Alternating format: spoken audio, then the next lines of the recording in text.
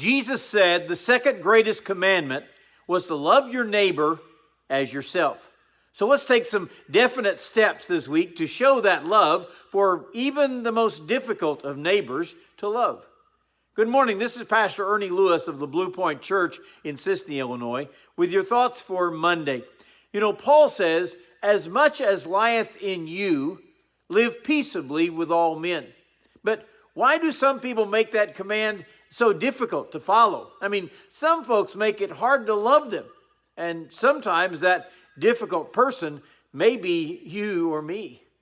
Hebrews chapter 12 and verse 14 says, make every effort to live in peace with everyone and to be holy. Without holiness, no one will see the Lord. So let's look at some possible efforts that we can take in order to love our neighbor.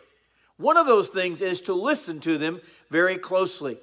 In James chapter 1 and verse 19, he says, so then, my brethren, let every man be swift to hear, slow to speak, slow to wrath. For the wrath of man does not produce the righteousness of God.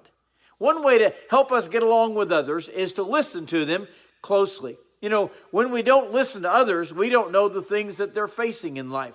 We don't get to know them and their needs. And we may have some wrong preconceived notions that we've always carried.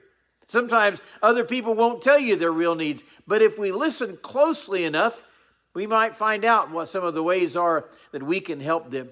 Sometimes when we're listening to those who we disagree with, we're not really listening to be able to hear them. We're only listening so that we can disagree quickly or thinking about what we're going to say next. Proverbs 18:13 says, to answer before listening, that is folly and shame. Sometimes when we listen to others, we're only hearing their strong opinions, and we may strongly disagree with those opinions.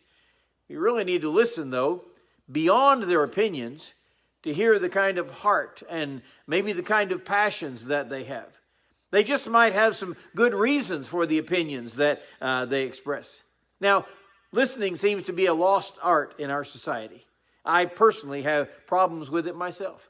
And we are so divided as a society with our politics or our religion, even our regional preferences that we have.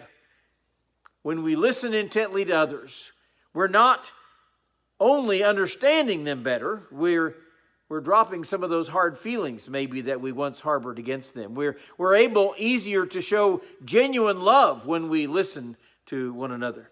And when others feel like that they've been listened to and understood, certainly they're going to feel loved also.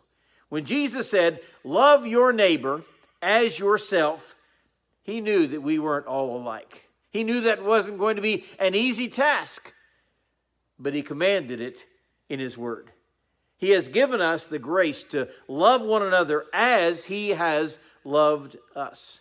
So let's practice some listening skills this week. Let's listen to others and let's seek to show them the love of Christ and the grace that he has shown us.